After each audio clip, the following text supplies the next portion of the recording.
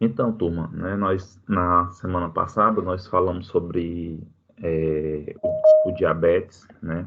E aí, quando nós falamos sobre o diabetes, nós entendemos que é uma doença crônica, não transmissível, né?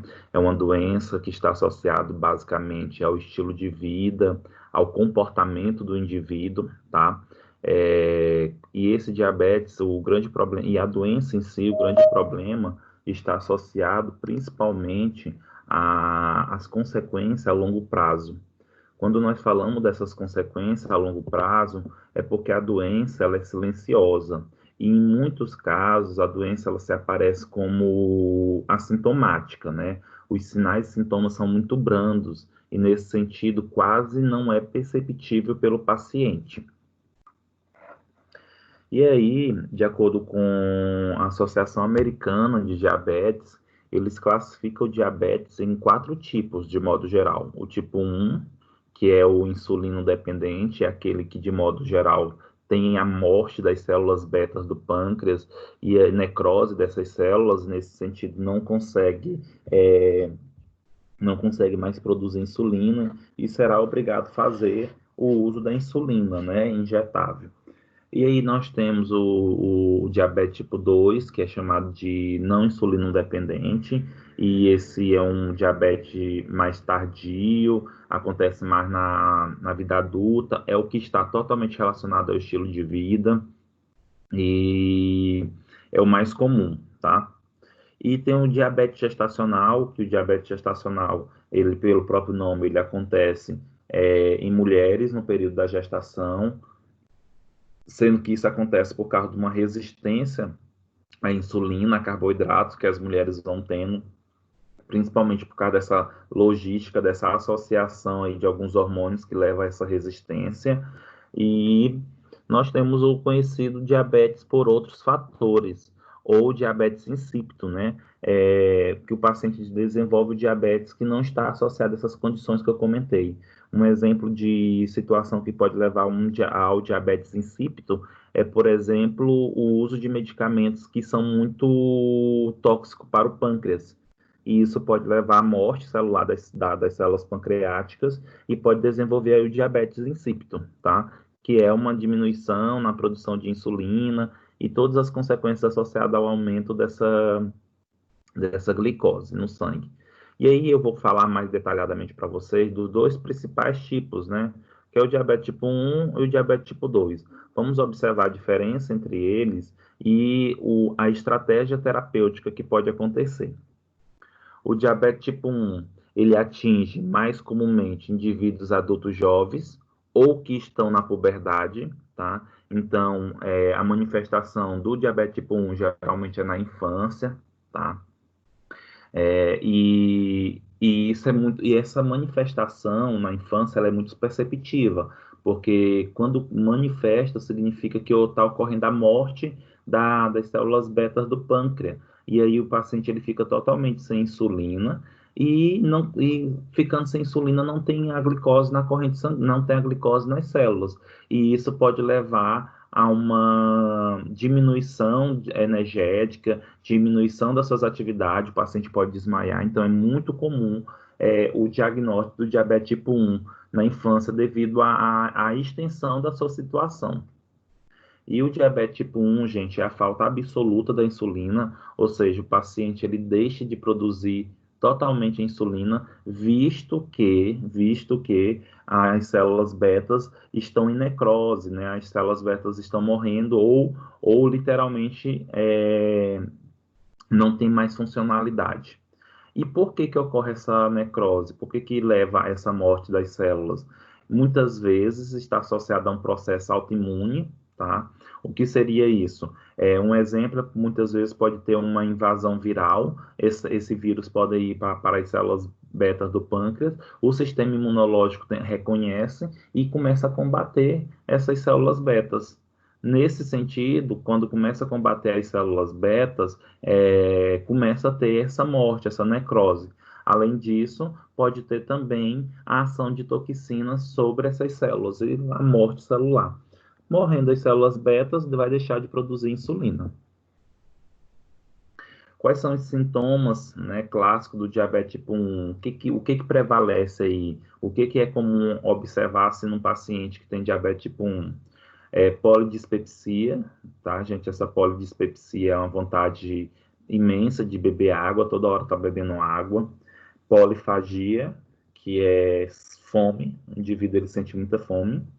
Poliúria, ele vai muitas vezes ao banheiro, urinar, e a perda de massa corporal, né? O emagrecimento. E no diabetes tipo 1, exige-se o uso de insulina, tá? O paciente que tem diabetes tipo 1 precisa se utilizar insulina. A mais comum, né, a maneira mais comum de se utilizar é a insulina injetável. Contudo, lembra que eu comentei já para vocês que tem a insulina inalatória, tá? Tem a insulina inalatória. E essa insulina inalatória, ela ainda não é distribuída pelo Sistema Único de Saúde, tá? E nesse sentido aí, não tem nesse sentido, ainda não tem assim tanto uso na prática, por ela ser muito cara e nem todo mundo ter condição do uso da compra desse medicamento, já que não é distribuído pelo Sistema Único de Saúde.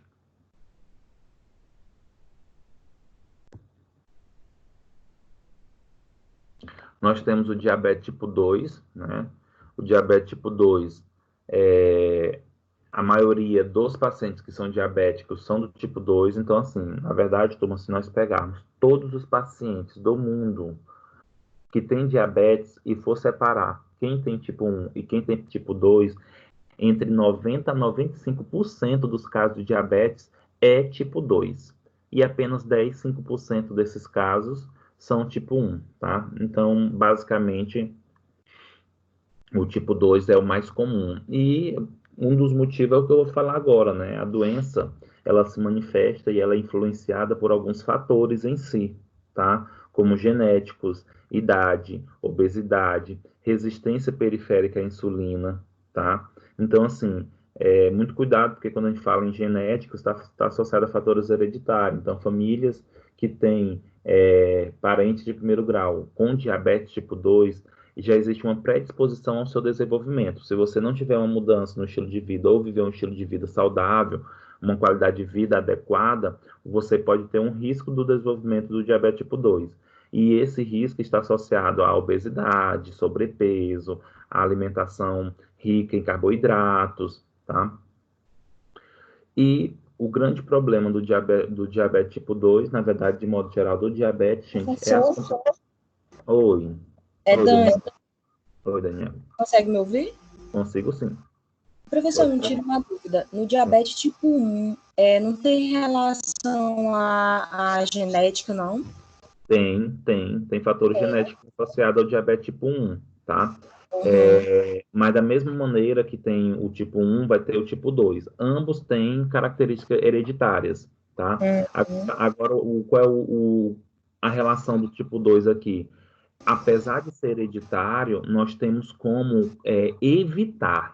Em que sentido? Na mudança do estilo de vida. Geralmente, o tipo 1 não se evita. O paciente que ele tem uma probabilidade, uma suscetibilidade em ter o diabetes tipo 1, não tem como ser evitado. Ainda não, né? Vou dizer assim, ainda não tem como. Mas o paciente que tem diabetes, o paciente que tem fator hereditário para o diabetes tipo 2, ele pode evitar. Basta ele ter de vida saudável, Ah, tá. Entendi. tá? Tá. E aí, quando nós falamos nesse diabetes tipo 2, gente, nós temos aí algumas complicações, nós temos alguns problemas associados a ele. E os problemas pior é porque as complicações ela vem ao longo prazo. E isso é preocupante. Por que que é preocupante? Porque é uma doença silenciosa. E geralmente, por ser uma doença silenciosa, a gente não tem o cuidado em si, não demonstra o interesse em cuidar-se, né? E aí o que acontece? O paciente ele sente uma pequena alteração no organismo, uma mudança pouca no organismo, e nesse sentido vai postergando a sua mudança no estilo de vida, o uso da medicação para se tratar. E aí, quando vai literalmente atrás, que os sinais já estão mais fortes, os sintomas estão mais fortes, aí o paciente já tem um pé diabético, já tem cegueira, já tem problema renal. Então, eu considero o diabetes tipo 2 até, às vezes, mais grave do que o tipo 1. Porque se vocês colocar na balança, gente, o tipo 1, ele precisa de insulina. Então, assim, teoricamente, ele deveria ser mais grave. Mas as complicações dos pacientes que têm diabetes tipo 1 são menores do que o diabetes tipo 2. Por quê? O paciente que é diabetes tipo 1, se ele deixar de tomar um dia a insulina, um dia, ele já está desmaiando por falta de energia. Infelizmente, o paciente que é diabético tipo 2, ele pode passar, gente, anos, meses, sem tomar medicação, que ele não vai sentir uns sintomas tão graves, mas a doença está instalada. E a doença vai, todos os dias, não controlada, ela vai lesionando ali os órgãos, vão lesionando os tecidos. Então, apesar do diabetes tipo 2 não ter uma obrigatoriedade no sentido de usar insulina, ele acaba sendo mais grave do que o tipo 1 por causa das complicações, por ser uma doença silenciosa.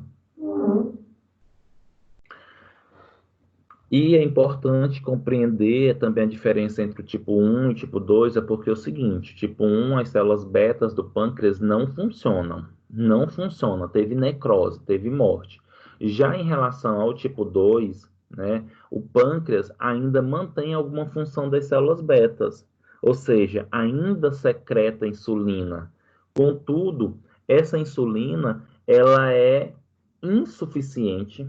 Essa insulina ela não é tão adequada para manter a homeostasia da glicose. O que seria isso? Mesmo o paciente no diabetes tipo 2 continuando produzindo a insulina, essa insulina muitas vezes é em menor quantidade, muitas vezes não, é em menor quantidade, é insuficiente para agir sobre o açúcar na corrente sanguínea, e ainda que é produzida, ela é defeituosa, ela não tem uma sensibilidade tão adequada para a sua ação. E aí começa o desenvolvimento da doença em si, né? É importante nós compreendermos que o paciente ele não vai de um dia para a noite ser diagnosticado com diabetes tipo 2, tá? Ele não, essa doença não aparece de um dia para a noite. Existe aí, gente, uma etapa que é muito comum e é conhecido por vocês como pré-diabético, né? Quando a gente fala pré-diabético ou pré-diabetes, nós estamos nos referindo à resistência à insulina. O que é isso?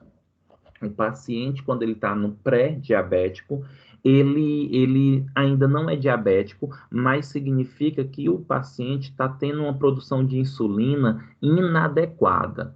Significa que o paciente já está tendo uma produção, uma insulina defeituosa, ou a quantidade de insulina que está sendo produzida é insuficiente para baixar as taxas de glicose na corrente sanguínea. E aí, isso é chamado de resistência à insulina. E essa resistência à insulina, ela está principalmente relacionada a alguns órgãos-alvos, né? Exemplo, músculo. Os pacientes, a glicose, gente, ela é muito consumida. A glicose, ela é muito usada pelos nossos músculos para a obtenção de energia, né? E aí, quando o paciente ele começa a ter resistência à insulina, o músculo, principalmente, ele já não consegue. A, a, a insulina não consegue agir adequadamente nesse músculo, nessas células, para fazer com que a glicose entre dentro da célula.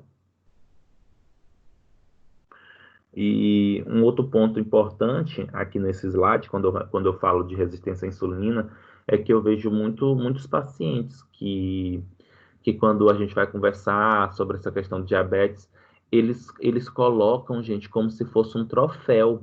Ah, eu não sou diabético, eu sou pré-diabético. Fala de uma maneira que até é como se aquilo fosse bonito. Gente, entenda uma coisa. Eu vou tirar pelo Brasil. No nosso país, pela cultura que nós temos, pela educação em saúde que nós temos, um paciente que é pré-diabético, ou seja, ele tem resistência à insulina, ele vai desenvolver o diabetes. Não tem para onde correr. Ele vai desenvolver o diabetes. Porque quando ele é pré-diabético, ele tem que mudar o estilo de vida. Só que o paciente não vai mudar o estilo de vida porque ele não sente tantos sintomas. Se ele não sente os sintomas, ele acaba achando que aquilo dali não tem problema. E aí continua se alimentando inadequadamente, não pratica atividade física, não utiliza medicamento porque ele teoricamente não é diabético. Então é muito complicado esse contexto.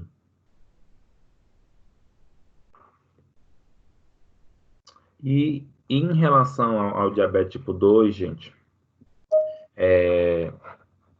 em relação ao diabetes tipo 2, nós temos aí, para essa condição, a necessidade de fazer intervenção farmacológica.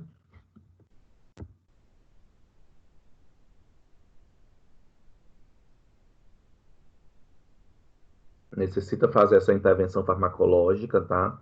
E essa intervenção está associada ao uso de hipoglicemiantes orais. Tem que se utilizar, né, os fármacos hipoglicemiantes, que nós vamos estudar já já.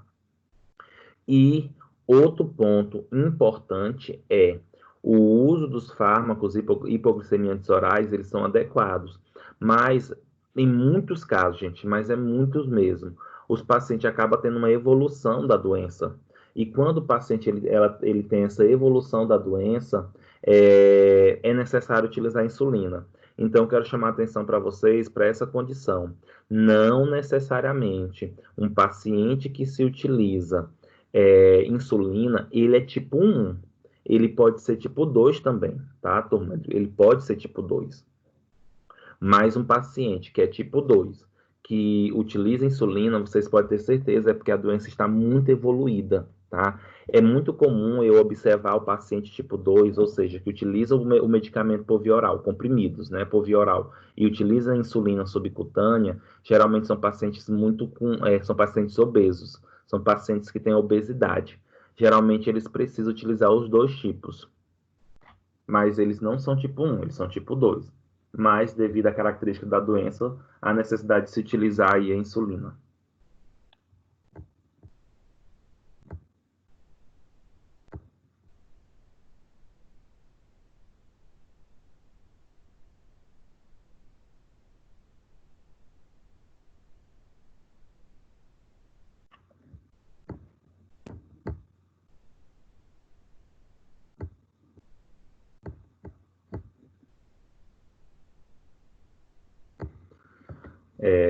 Já que nós estamos falando, turma, da insulina e dos hipoglicemiantes, vamos começar agora a falar dos fármacos em si, né?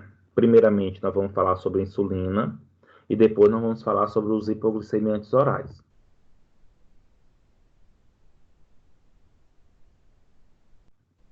É importante vocês compreenderem essa diferença de insulina e hipoglicemiantes orais, porque assim, o próprio nome está dizendo, hipoglicemiantes orais são administrados por via oral. E insulina, ela não entra nessa classe dos hipoglicemiantes orais porque ela não é administrada por via oral, é subcutânea ou inalatória, tá? Isso nós já até conversamos em outras disciplinas, o porquê que a insulina não é por via oral, tá? E aí, assim, turma, é, nesse sentido, não significa que a insulina não é um fármaco antidiabético, tá? Tanto os hipoglicemiantes orais como a insulina, eles são classificados aí como antidiabéticos. A questão é que eu trouxe para vocês aí hipoglicemiantes orais sendo diferente de insulina por causa da administração. Então, a insulina. A insulina é um hormônio, né, produzido pelo pâncreas.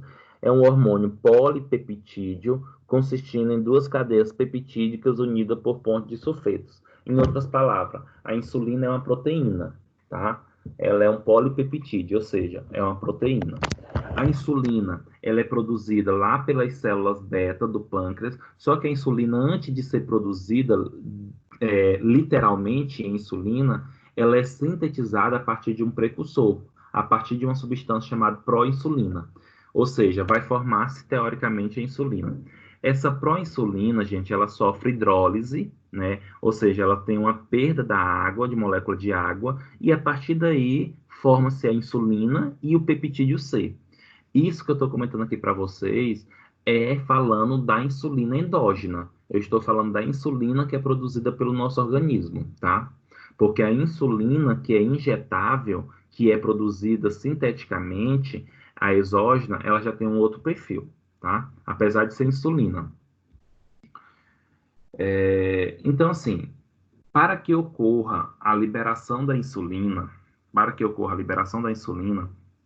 precisa inicialmente de níveis de glicose sanguíneos, né? Ou seja, precisa ter a presença de glicose no sangue, contudo, pode ter outros fatores que podem induzir a produção, a secreção dessa insulina. A presença de aminoácidos, outros hormônios ou mediadores autonômicos, tá?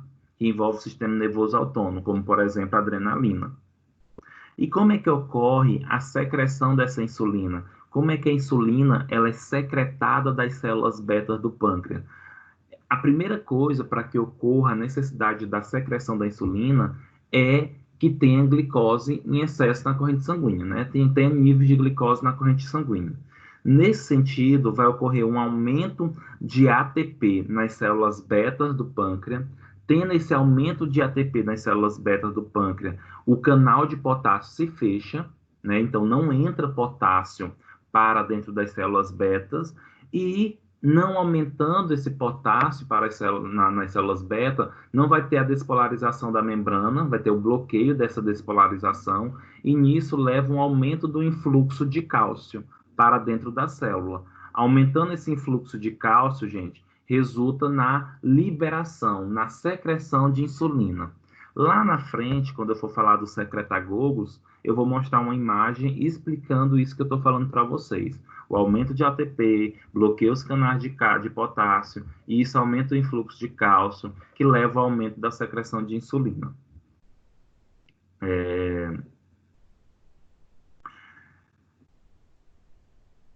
Vale a pena comentar, gente, que a insulina que nós usamos, né, a insulina que é utilizada nos pacientes diabéticos, é uma insulina produzida por tecnologia de DNA recombinante, tá? Então, tem-se a extração, tem o uso de micro-organismos que ajuda na produção dessa insulina. E essa insulina ela pode ser tanto oriunda também de porco, como porcina ou bovina.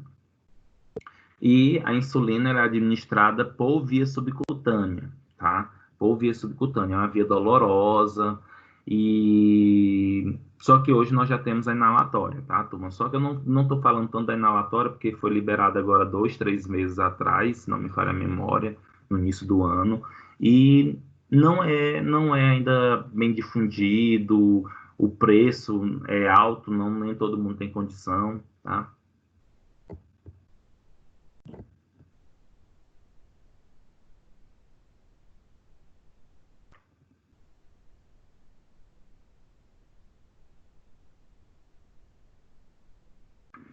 E a insulina? Existem vários tipos de insulina, tá, gente? Então, assim, a partir de agora eu vou mostrar para vocês quais são as insulinas que existem na prática clínica, quais são as insulinas que são prescritas pelos profissionais para os pacientes, tá? Então, existem vários tipos de insulina, e o que vai diferenciar as insulinas em si é o início de efeito e o período de concentração máxima e a duração do efeito. É tanto que as insulinas, de modo geral, são classificadas como rápida, intermediária ou de ação prolongada. Então, o que vai determinar o tipo de insulina é a ação dela, tá? O tempo de duração desse efeito. E aí, nesse sentido, dependendo do paciente em si, nós vamos ter uma característica importante de qual uso ou se vai associar ou não a medicação, ou uma ou duas insulinas, porque muitas vezes, gente, o paciente ele não toma só um tipo de insulina, ele pode tomar 2 tipos, por exemplo, vai depender da característica dele. Como eu falei para vocês, para escolher esse tipo de insulina, vai depender da seleção da mais apropriada ou a combinação de diversos tipos. Depende da resposta individual ao fármaco, das condições do diabetes e dos hábitos do paciente, tá? Então, quando se vai fazer a administração aí, quando se vai fazer a prescrição da insulina, o prescritor precisa conhecer o paciente, desde o estilo de vida dele, tá? Alimentação, atividade física, como também o que é melhor para ele, se é pela manhã, à tarde, à noite, ou outras características. A insulina, gente, ela pode ser extraída do pâncreas do boi ou do porco, ou por meio de biotecnologia, com obtenção de moléculas idênticas de insulina humana, tá? Então, o que eu estou falando aqui é que pode ser extraído tanto a insulina utilizada na prática, pode ser tanto oriunda do pâncreas do boi ou do porco, ou por tecnologia de biotecnologia, que é a DNA recombinante que eu falei anteriormente para vocês, que é uma das mais utilizadas.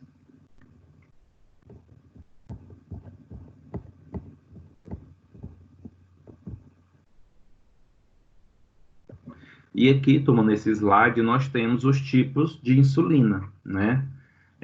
A insulina, ela é classificada de acordo com seu efeito, tá? E aí as insulinas, elas podem ser classificadas em preparações de insulina de ação curta ou rápida, preparações de insulina de ação intermediária e preparações de insulina de ação prolongada. São os três tipos. Wellington, quais são os tipos mais comuns de ser utilizado na prática? Gente, as mais comuns de ser utilizado é a de ação curta, a insulina regular, e a de ação intermediária, que é a insulina NPH. Essas são as mais comuns de vocês observarem a prescrição delas, tá? Sendo que muitas vezes eles acabam associando as duas insulinas, a de ação rápida ou ação curta e de intermediária. Só para vocês compreenderem por que é importante ou por que pode ser importante essa associação. Porque quando você dá uma insulina rápida, o que acontece? A ação dela vai ser rapidamente. Então, o paciente ele vai ter o consumo dessa glicose. A glicose vai diminuir rapidamente na corrente sanguínea, vai entrar nas células e vai exercer a sua atividade lá, que é aumentar a produção de ATP. E, tomando a de ação intermediária, essa insulina vai fazer esse efeito gradativamente ao longo do dia. Então, o paciente ele vai ter uma diminuição das taxas iniciais e depois vai manter essas taxas. Por isso que é muito comum associar as preparações de ação curta com as de ação intermediária, tá? E quais são as insulinas de ação curta? Nós temos a insulina regular, a insulina lispro, a insulina asparte e a insulina glulisina. Os de ação intermediária, nós temos a NPH, que é uma insulina que ela é uma suspensão, né? A insulina é uma suspensão de zinco cristalino associada em pH neutro à protamina. Isso daí foi o que nós estudamos lá na química farmacêutica, são sais, né? São acrescidos no fármaco só para dar uma característica melhor farmacocinético. E de ação prolongada, nós temos a insulina halagina e insulina DTMI.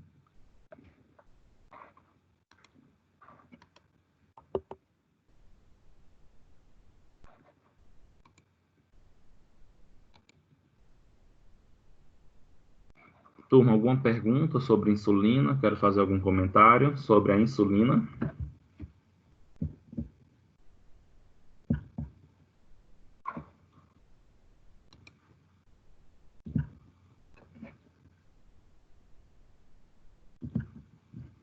Então, vamos falar agora, turma, sobre os fármacos hipoglicemiantes orais, tá? Aí dá já para a gente compreender uma diferençazinha aí, né? Porque a insulina é injetável, subcutânea ou inalatória. E nós temos os fármacos hipoglicemiantes orais, que a administração é por via oral, tá? E os fármacos hipoglicemiantes orais, gente, eles têm classe e subclasse, só para vocês conseguirem entender melhor. Os fármacos hipoglicemiantes orais, eles podem ser secretagogos de insulina. O que são secretagogos de insulina? Secretagogo. O termo secretagogo significa secretar, significa secreção. Então, nós temos fármacos que ajudam a produzir insulina e, consequentemente, secretar essa insulina. Dentro desses fármacos, nós temos as sulfonilureias, na verdade é a classe, tá, gente? Sulfonilureia não é o nome do medicamento. Sulfonilureia é o nome da classe. Nós temos a sulfonilureia e nós temos os análogos da meglitinida, tá? Só para vocês tentar ficar um pouco mais fixo, não sei se vocês já viram, mas é muito comum o uso de sulfonilureias, né, dessa classe. Um fármaco pertencente a essa classe, gente, é a glimepirida e a glibeclamida, tá? Eles pertencem à classe das sulfonilureias. Já que eu vou falar um pouco mais sobre cada classe em si. Nós temos aí os sensibilizadores à insulina, né? O próprio nome da grande classe já diz o que essa subclasse, o que esses fármacos fazem. Sensibilizadores à insulina, tá?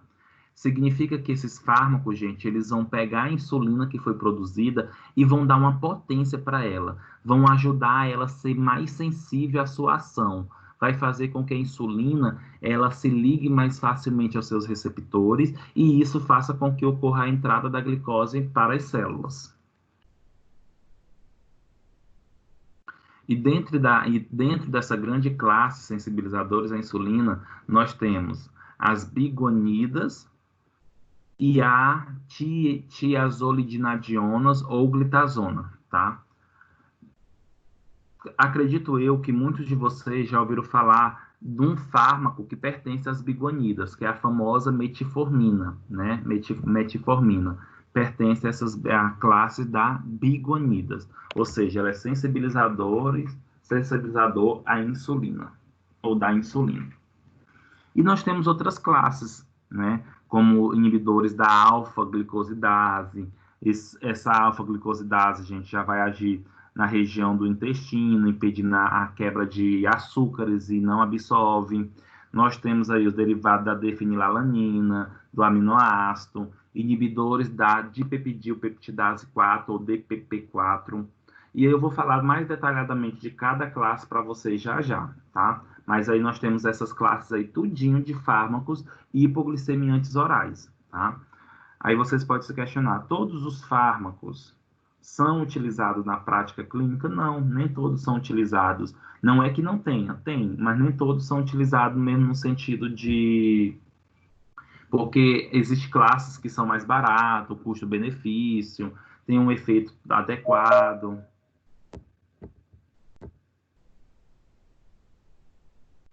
E é importante, turma, nós compreendermos que o objetivo do uso desses medicamentos é baixar a glicemia, né, e mantê-la normal. Quando o indivíduo está em jejum, menor que 100 mg decilitro, tá? E quando após as refeições, permanecer aí em menor que 140 mg decilitros, tá? Então, o objetivo do uso desses fármacos é literalmente diminuir as taxas glicêmicas no organismo. Lembrando que, teoricamente, os medicamentos em si que eu estou falando para vocês, eles não curam o diabetes, tá?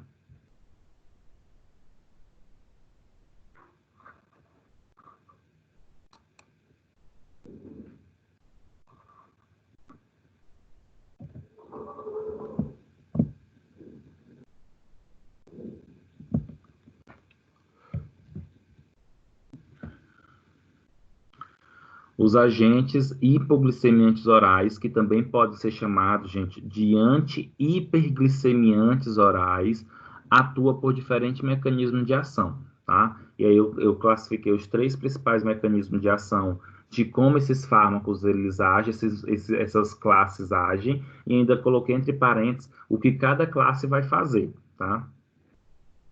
Então, por exemplo, um dos primeiros mecanismos, um dos mecanismos utilizados aí para a ação dos fármacos hipoglicemiantes orais é o aumento dos suprimentos insulínicos, o chamado secretagogo de insulina, né? O que eu comentei anteriormente para vocês, que alguns fármacos, como por exemplo aí a glimepirida, glibeclamida, eles têm a capacidade de aumentar a produção de insulina. E aumentando a produção de insulina, aumenta a secreção, né? Secreta essa insulina, e aí tem mais suprimento insulínico na corrente sanguínea, tá?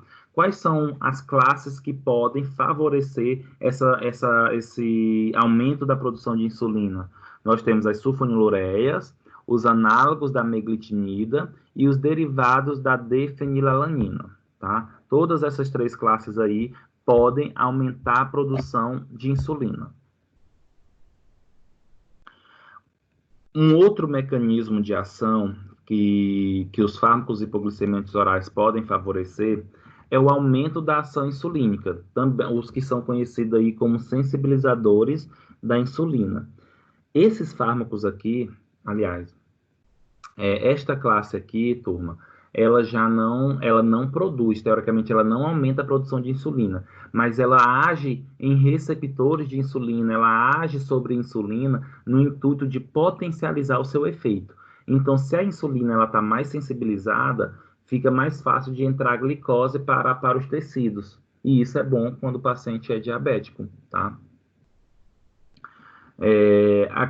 As classes que podem agir como um sensibilizador da insulina, as bigonidas, que nesse caso entra o fármaco metformina, e nós temos a classe da tiazolidinediona ou glitazona, tá?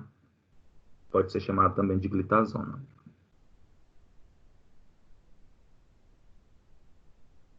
E um outro mecanismo de algumas classes de medicamentos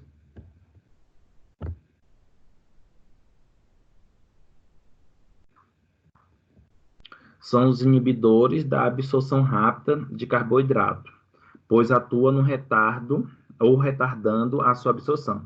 Esses fármacos aqui, que são um exemplo, inibidores da alfa-glicosidase, eles são fármacos, gente, que inibe a absorção de carboidratos, tá? Se os carboidratos não são absorvidos, significa o quê? Que vai ter menos glicose, menos suplemento, vai ter menos suplemento glicêmico para a corrente sanguínea. E isso é bom, né, turma? Porque um paciente que é diabético, ele tem um excesso de açúcar no sangue e leva a complicações. Então, muitas vezes se utiliza esses fármacos aqui para inibir a absorção aí dos carboidratos da alimentação, da dieta.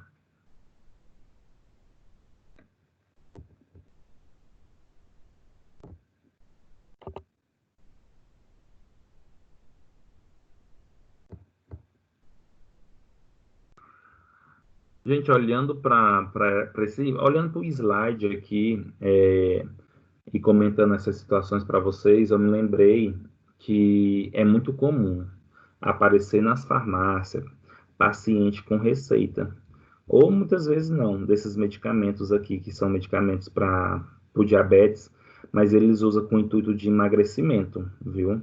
Eles acabam utilizando para emagrecer, como por exemplo, turma, um dos fármacos bastante hoje usado aí, que é um fármaco antidiabético, mas que está sendo utilizada para o emagrecimento, é a Victoza, tá? Que é a liraglutida, é utilizado aí, tá?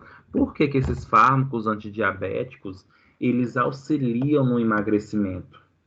Porque como eles vão consumir um monte de glicose, como eles vão agir teoricamente, sobre a glicose, o indivíduo ele diminui essas taxas de glicose no sangue e aí o corpo ele vai precisar de energia.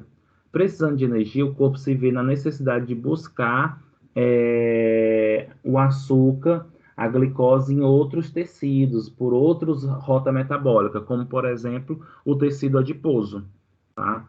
E aí como se diz, o, o paciente que começa a queimar o tecido adiposo para obter glicose, acaba emagrecendo. Lógico, gente, que isso daqui é um risco para a saúde, né? Você pode desenvolver um diabetes pelo uso de fármacos hipoglicemiantes orais, porque isso pode levar a uma sobrecarga no pâncreas, ou o pâncreas pode perceber e não ter mais necessidade de produção de insulina.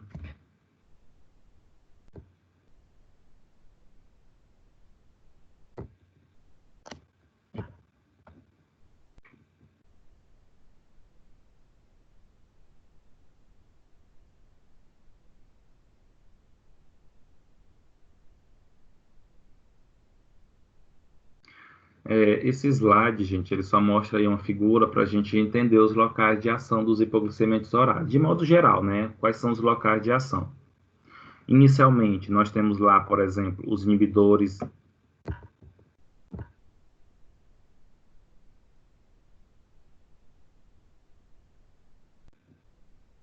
Nós temos os inibidores da absorção de carboidratos, né, que retarda a absorção dos carboidratos, que é, por exemplo, os inibidores da alfa-glicosidase.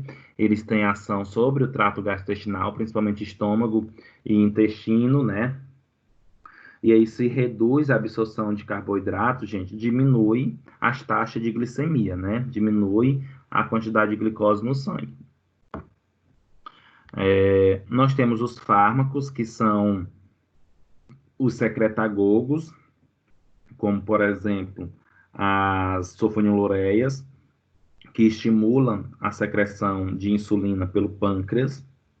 E se tem mais insulina, essa insulina vai agir sobre os tecidos, abrindo os canais para a entrada de glicose. Se as glicoses entram nas células, diminui as taxas de glicose no sangue, diminuindo a glicemia. Tá? Nós temos aí os fármacos que são sensibilizadores da insulina, como, por exemplo, a classe das biconidas, que entra a metformina. Eles têm a capacidade de agir sobre os tecidos, aumentando ou potencializando a insulina a exercer a sua função, que é justamente abrir as células, os canais, para que possa entrar a glicose ir para a mitocôndria, ciclo de Krebs e energia, né? E esses fármacos também, gente, eles podem reduzir a produção excessiva de glicose no fígado, né? Não sei se vocês se recordam, mas existe um termo que a gente chama, um processo ou um termo que é chamado de glicogênio, que esse glicogênio, ele é a nossa reserva energética de carboidrato. Então, no fígado e no músculo, gente, nós temos glicogênio. O que é esse glicogênio? São várias moléculas de glicose juntas, tá? São várias moléculas de glicose juntas que elas são consumidas, elas são utilizadas quando nós estamos em estado de jejum, quando nós estamos sem energia celular. E aí, quando o paciente é diabético, o que acontece? O paciente ele tem até glicose no sangue, só que essa glicose não entra para dentro da célula. E aí o paciente acaba tendo problema nisso, porque o corpo imagina que está com falta de glicose, na verdade não está. A glicose não está entrando dentro da célula. E aí o corpo achando que está com falta de glicose, o que é que ele vai fazer? Ele vai lá no glicogênio hepático e começa a quebrar ele. Começando a quebrar o glicogênio hepático, ocorre a liberação de glicose. E aí, isso vai aumentar mais ainda as taxas de açúcar no sangue, visto que o paciente já tem o açúcar aumentado no sangue. Tá? E aí, alguns fármacos diminuem essa produção de glicogênio.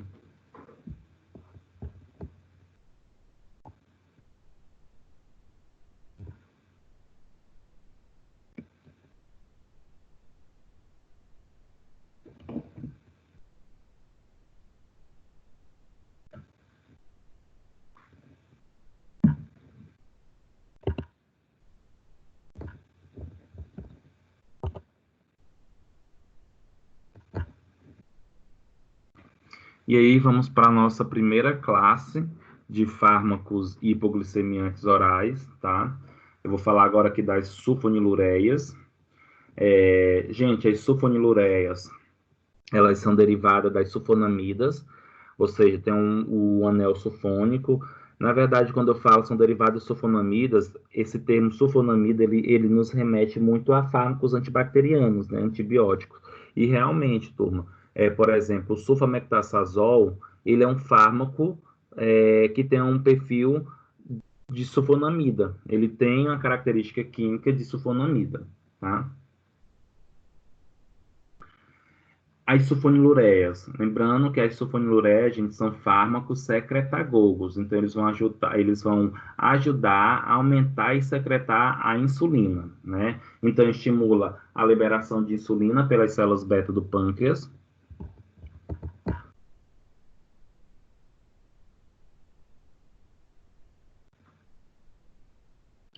E nesse sentido, reduz o nível sanguíneo do glucagon.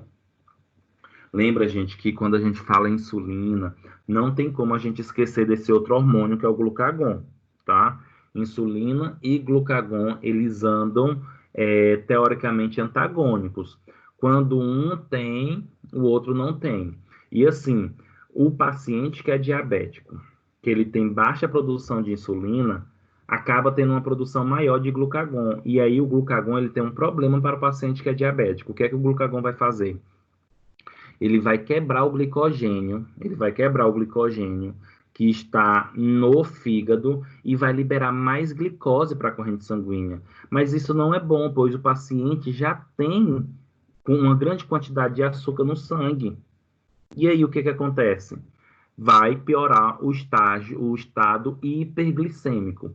Nesse sentido, a sulfonilureia, como a glibeclamida, glibeperida, gente, elas têm a capacidade de reduzir esse glucagon. Diminuindo os níveis de glucagon, diminui a quebra do glicogênio. As sulfonilureia, elas aumentam a ligação da insulina com tecidos alvos e receptores, ou seja, ela faz um pequeno perfil de sensibilizador também, tá?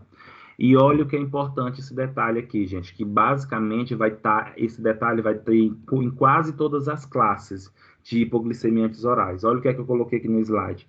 Precisa de insulina para a sua ação.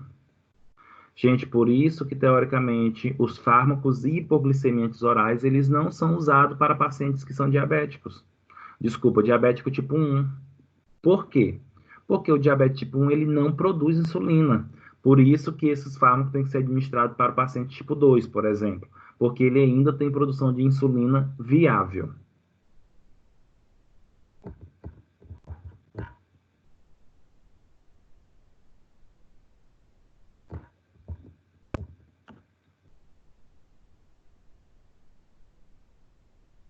Nós temos aqui, turma, um mecanismo de ação das sulfonilureias, tá? Da glibenclamida, por exemplo.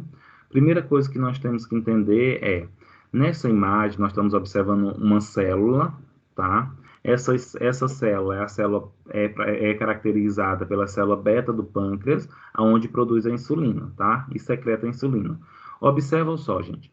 Quando se tem um aumento de glicose na corrente sanguínea, as células betas, as células beta percebem.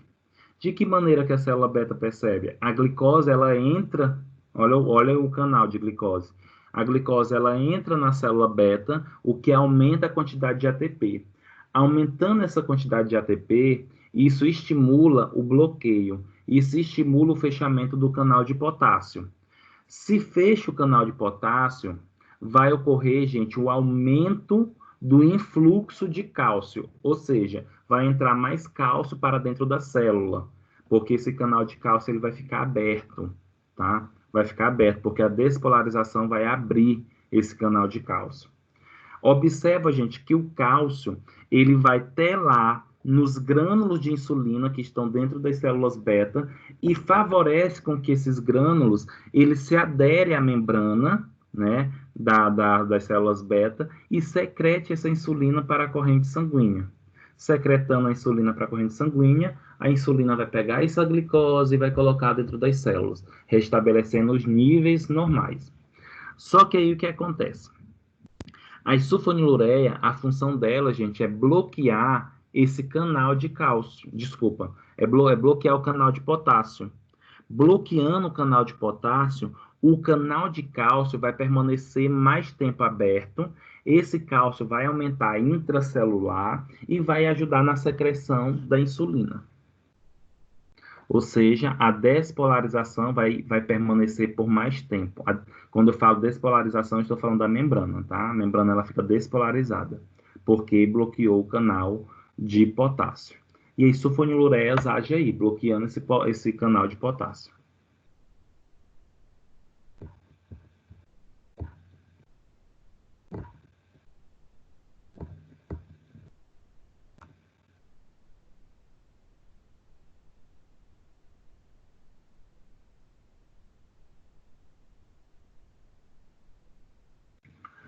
Nós temos aqui, turma, nesse quadro, os fármacos, tá? Que são pertencentes à sulfonilureia.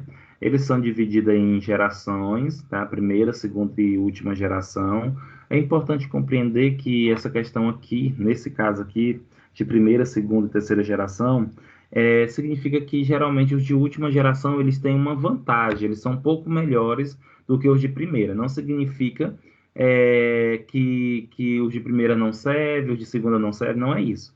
Mas, geralmente, os fármacos que são de última geração, eles têm a tendência de ter algum aspecto farmacocinético melhor, tem algum aspecto associado a menos toxicidade, tá?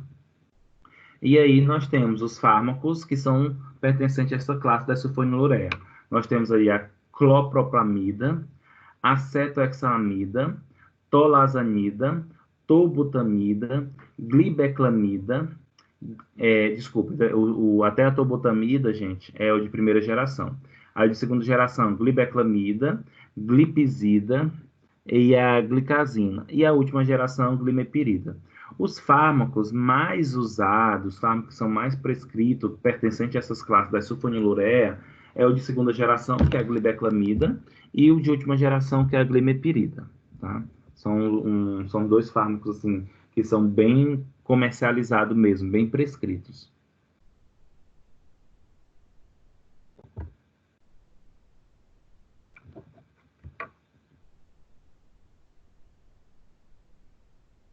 Outra classe de fármacos hipoglicemiantes orais, né, que também tem a característica de ser secretagogos, são os análogos da meglitinida, tá? Esta classe de fármaco inclui dois fármacos aí, que é a repaglinida e a nateglinida, tá? São dois fármacos que pertencem a essa classe, e embora esses fármacos não sejam sulfonilureias, eles têm ação semelhantes. Em que tipo? Como assim ação semelhantes? Eles agem em receptores das sulfonilureias, ou seja, agem da maneira que as sulfonilureias vão agir, né? Ou seja, bloqueando os canais de potássio, que assim aumenta a abertura dos canais de cálcio. Esse cálcio ele aumenta intracelular e ajuda na secreção da insulina. Essa classe aqui, gente, eles já são melhores a sua ação, o seu efeito para regular os picos pós-prandiais, tá? Quando eu falo pós-prandiais, eu estou me referindo após as refeições. Então, vamos imaginar um paciente que está aí com diabetes, e aí percebe-se, né, faz ali uma curva glicêmica, e aí percebe que o paciente ele tem mais alterações de açúcar na corrente sanguínea após as refeições, ou porque depois não consegue normalizar esses níveis após as refeições, demora a normalizar. Aí dá esse fármaco aqui, porque eles têm um efeito melhor pós-prandial.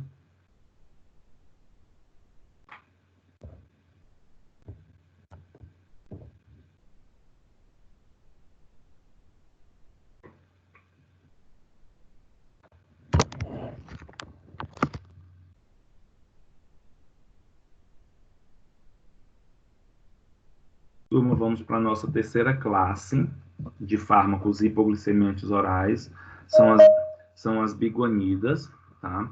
Quando nós falamos em biguanida, nós estamos falando que ele é um sensibilizador à insulina, e eu não sei se vocês já conseguiram fazer uma analogia, gente, mas é muito comum, quando o paciente ele é diabético tipo 2, ter um protocolo na prescrição. Geralmente se prescreve para o paciente um secretagogo da insulina e um sensibilizador à insulina. Por quê? Por exemplo, é muito comum essa associação, é a glibeclamida ou glimepirida com a metformina. Por quê? Se dá um secretagogo e se dá um sensibilizador da insulina. Qual a importância de se unir essas duas classes?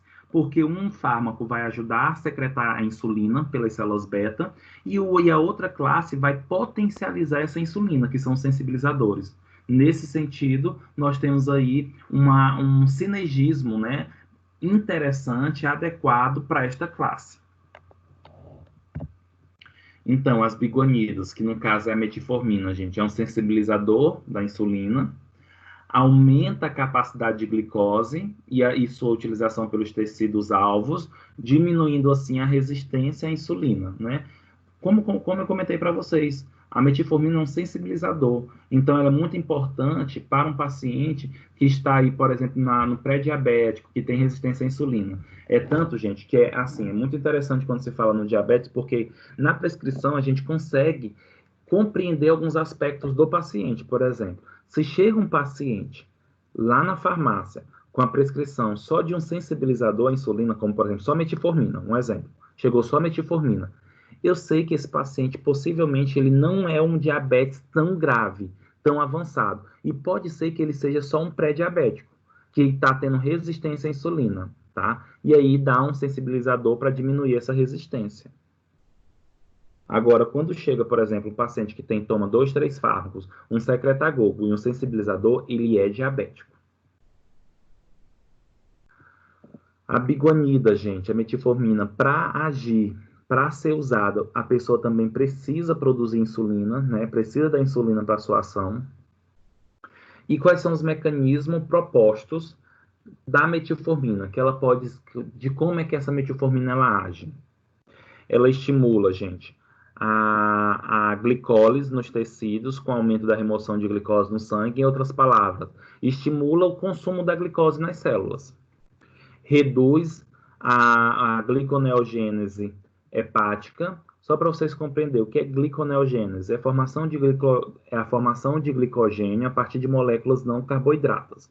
São formação de glicogênio a partir de moléculas que não são carboidratos, como, por exemplo, aminoácidos, ácidos graxos. E aí, gente, lembra que o glicogênio é um produto que fica no fígado e no músculo, e eles são nossa reserva energética. Quando se quebra o glicogênio, libera o açúcar na corrente sanguínea. Liberando esse açúcar na corrente sanguínea, para um paciente que é diabético, isso é ruim. Então, quando o paciente é diabético, que toma um medicamento que diminui a produção de glicogênio, há uma diminuição na liberação de açúcar na corrente sanguínea. Então, isso é bom. A metformina reduz a absorção de glicose pelo trato gastrointestinal, tá, gente? Então, te retarda essa absorção, por isso que essa metformina também é muito utilizada para emagrecer, tá? E, além disso, reduz os níveis de glucagon, o que diminui também a liberação de glicose pelo glicogênio. Observa o tanto que a metformina, gente, essas biguanidas, elas são tão importantes. Olha a quantidade de mecanismos que elas têm para favorecer um efeito de diminuição da glicose no sangue.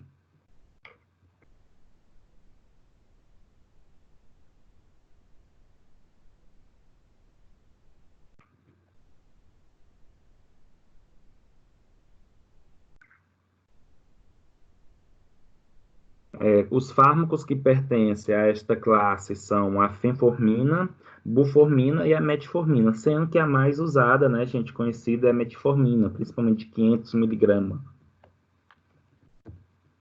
que é o famoso glifage, tá, gente? A metformina é o famoso glifage.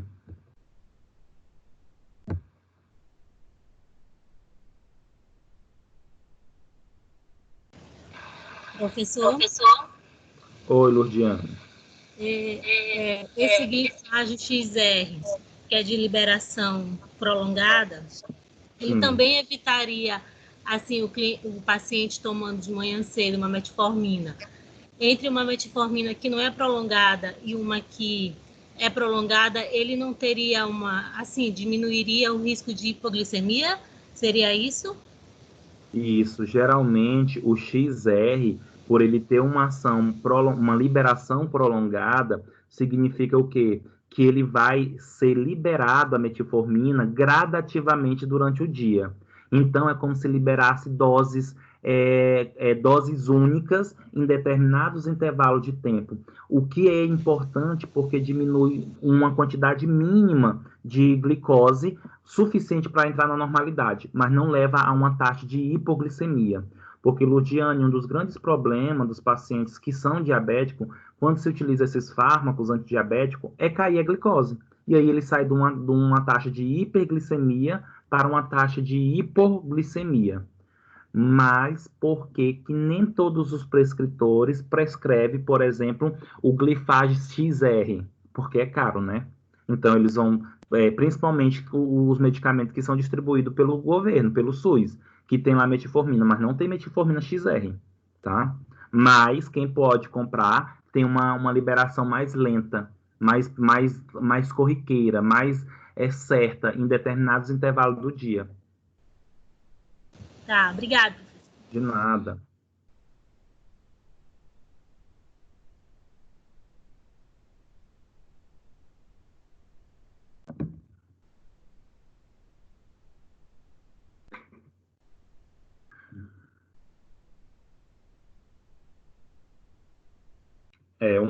Uma outra classe, turma, de fármacos antidiabéticos, nós temos aí a classe da tiazolidinadionas ou glitazonas. Dentro dessa classe, nós temos os fármacos pioglitazona, que é o Actos, e o rosiglitazona, que é a Avandia. Esse Avandia até que eu já vi muitos pacientes que utilizam ele, tá? O que é que essa classe ela faz? Ela estimula os receptores gama-nucleares das células musculares e adiposas, levando ao aumento a sensibilização à insulina, tá? E aí, se a insulina se sensibiliza, se a insulina está sensibilizada, tem melhor ação da insulina sobre o tecido muscular, essas células abrem o canal de glicose e entra mais glicose na célula, e essa glicose acaba sendo consumida, tá? Essa classe é um sensibilizador da insulina, dá para perceber isso, e ela é importante porque vai dar uma potência, vai potencializar a insulina. Além disso, as glitazonas nessa classe suprime a gliconeogênese no fígado, que foi o que eu comentei anteriormente para vocês. Se não tem gliconeogênese, gente, se não tem a gliconeogênese, não tem a formação de glicogênio, e isso é bom porque não vai ter a quebra desse glicogênio liberando glicose depois. E esse fármaco também precisa da insulina para a sua ação. Observa, gente, que todas as classes, basicamente, precisa de insulina, ou seja, o paciente tem que produzir, mesmo que pouco, tem que produzir e liberar, tá? Por isso que esses fármacos não são administrados para um paciente que é diabético tipo 1.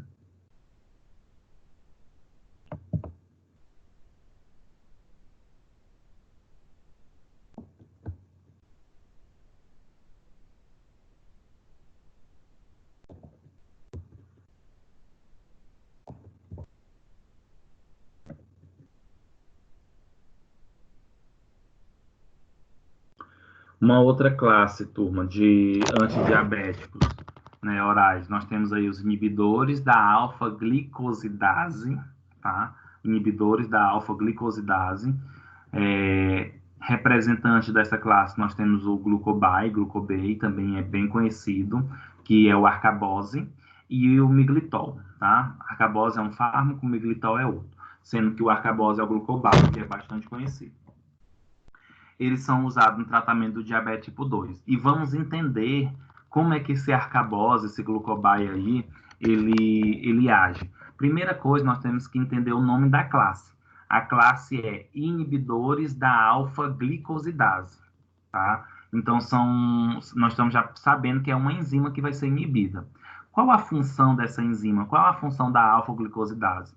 Gente, a alfa-glicosidase é uma enzima que ela quebra a sacarose, que é um disacarídeo, ela quebra o amido, que é um polissacarídeo, e quebra a maltose, que é um disacarídeo.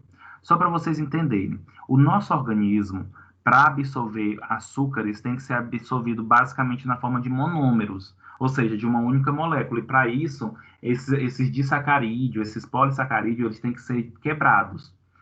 A sacarose, gente, é o açúcar que nós encontramos principalmente na cana-de-açúcar, tá? A sacarose é um disacarídeo, ou seja, duas moléculas. Quando a enzima alfa-glicosidase chega na sacarose, ela quebra a sacarose e libera frutose e glicose.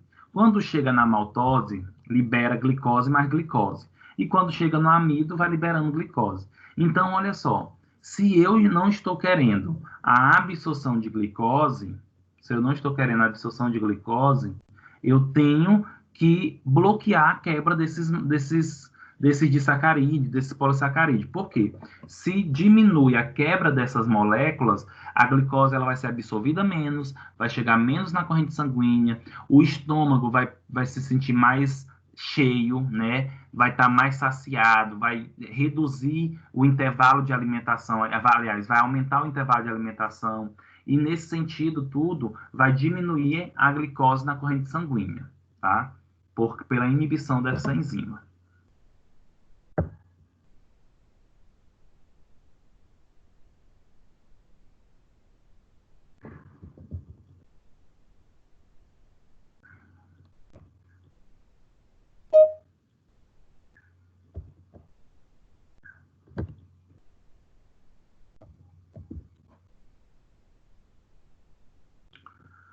Uma outra classe de fármacos que são utilizados aí para para o tratamento do diabetes são os inibidores da dipeptilpeptidase 4, ou DPP4. Gente, o próprio nome já está dizendo, dipeptidilpeptidase. Isso daí também é uma enzima. Olha o sufixo da palavra que terminou ase. Toda vez que tiver uma terminação ase, eu sei que é enzima, tá? Então, dipeptidilpeptidase 4. Então, qual é o fármaco que pertence a essa classe? É a sitagliptina, tá? Que é conhecida aí como Januvia. São ativos por via oral para o tratamento do diabetes tipo 2. Vamos entender como é que funciona esse fármaco. Primeira coisa, gente, nosso organismo ele produz um hormônio chamado incretina, tá? Incretina. Qual a função desse hormônio, incretina? É liberar a insulina, né? E diminuir a produção de glicose pelo fígado, ou seja, diminuir o glicogênio, tá? E isso é importante para o paciente que é diabético, aumentar a produção de insulina e diminuir a formação do glicogênio. Contudo, tem uma enzima, que é essa daí, dipeptidilpeptidase 4, que a função dessa enzima é inativar o hormônio incretina. Se inativa o hormônio incretina, não vai ter o auxílio na liberação de insulina e nem na diminuição do glicogênio, o que para o paciente diabético é ruim.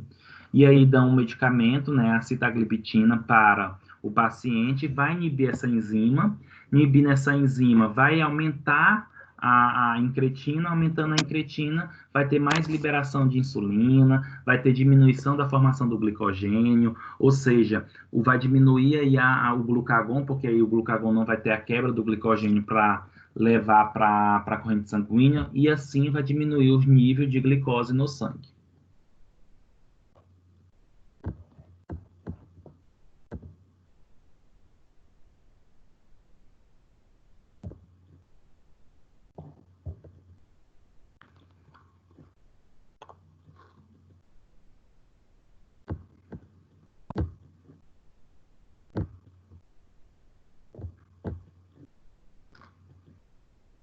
E aí a nossa penúltima classe, gente, de fármacos antidiabéticos orais, nós temos aí os incretina-mimético, e aí só pelo próprio nome a gente já consegue saber o que é que eles são, né? Mimético, gente, mimético, mimetizar significa similar, né? Igual, semelhante. E aí os incretina-miméticos, como por exemplo o hexanatida, né? Hexanatida é um fármaco que ele é semelhante ao hormônio incretina. E qual é a função do hormônio incretina que eu expliquei no slide anterior? É aumentar a produção de insulina e, além de aumentar a produção de insulina, diminui a produção de glicogênio hepático, o que para o paciente é bom, né? Para o paciente que é diabético. E aí, as incretina-mimética melhora a secreção de insulina, retarda o esvaziamento gástrico, diminui a ingesta alimentar, diminui a secreção pós-prandial de glucagon e promove a proliferação ainda das células beta, quando é possível ter ainda essa proliferação, tá? Eu vou mostrar no próximo slide uma imagem só para vocês compreenderem a ação da enzima DPP4, da incretina. Olha só, gente. Nós temos aqui o intestino, né? De modo geral, lá no intestino vai ocorrer a absorção aí da glicose, o aumento de glicose na corrente sanguínea vai levar à produção de insulina pelo pâncreas, células beta, e vai levar depois à captação dessa glicose pelo músculo. Contudo, olha o que acontece.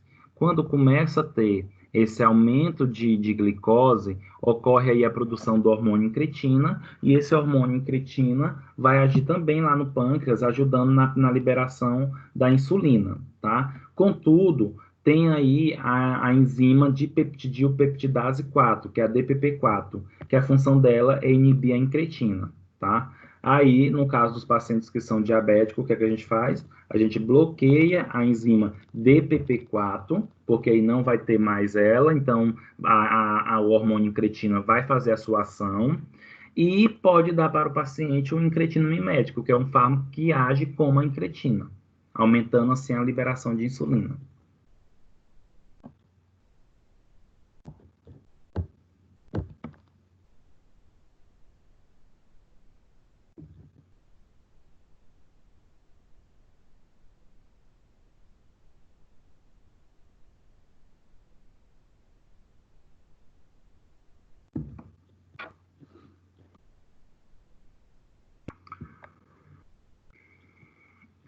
E a nossa última classe de fármacos que são utilizados para o tratamento do diabetes mellitus são derivados da D-fenilalanina, tá, gente? Que nós temos aí como exemplo. Lembrando que fenilalanina, gente, é o aminoácido, tá? É um aminoácido. E aí eu botei D-fenilalanina porque lembra, geralmente os aminoácidos, eles têm um carbono quiral, tá? Eles têm um carbono quiral. E aí, nesse sentido, eles podem ter tanto um isômero S, um isômero L, que é o levógeno, e o isômero D, que é o destrógeno, que é o exemplo que eu estou dando aqui, derivados da D-fenilalanina. Esse D representa o destrógeno, tá? E esse aminoácido, gente, ele tem, assim, a função de estimular a liberação de insulina das células beta do pâncreas. Lembra que eu comentei para vocês lá no nosso início dessa aula que a insulina, ela não é somente induzida a sua produção só pelo aumento da taxa de glicose, que existe, por exemplo, outros hormônios, como a incretina, que existe aminoácidos que pode levar essa estimulação. Aí nós temos aqui o aminoácido D-fenilalanina, que aumenta a produção de insulina, tá? E essa, gente, é a nossa aula de antidiabético, de hipoglicemiantes orais, certo? Observa que nós temos muita classe de medicamentos, né? Para cada classe nós temos um mecanismo, nós temos uma especificidade. É importante que vocês entendam, gente, que em relação a esta classe, eu falo, geralmente, quando eu dou a aula dos sistemas, eu falo todas as classes, independente de agir, de ser prescrito ou não. Muito desses fármacos aqui quase não é prescrito, que eu acredito, principalmente quem trabalha já em farmácia, percebe. Outros, como as biguanidas, sulfonilureia, já são prescritos demais, né? Isso vai depender do custo-benefício, vai depender da cultura de prescrição e outros fatores.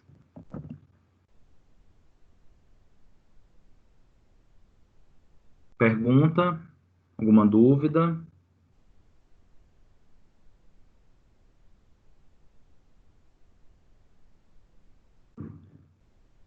Professor. Oi, Lara. Tá tranquilo. Tranquilo, favorável?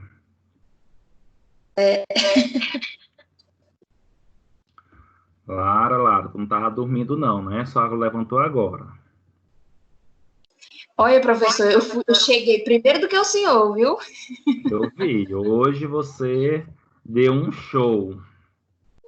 Pois é. Gente, alguma dúvida, algum comentário?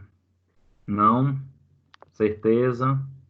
Não esqueça que hoje é o último dia da nossa atividade, tá? As nossas atividades para finalizar.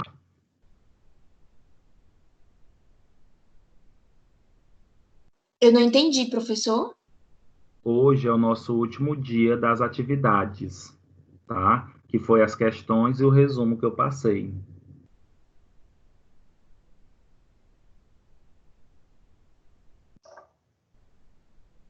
Professor, Oi, Elane.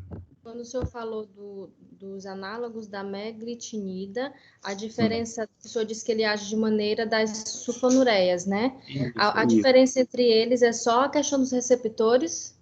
E a classe, porque o fármaco, a estrutura Sim. química é totalmente diferente, tá? Mas a ação, o local de ação, basicamente é os mesmos.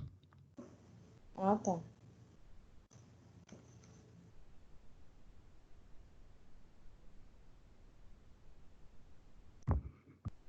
Turma, outra coisa que eu quero que vocês comecem a ver, não sei como é que vai funcionar, mas vocês não chegaram a ler os livros, né? Vocês chegaram a dar uma lida naqueles livros didáticos do sistema, é para vocês fazerem isso, até porque tem algumas classes que tem no livro que eu não falei, porque eu preferi falar de classes que algumas classes não tinha no livro, já que vocês poderiam fazer a leitura por lá, viu? Então não esqueça de fazer a leitura do livro didático, tá?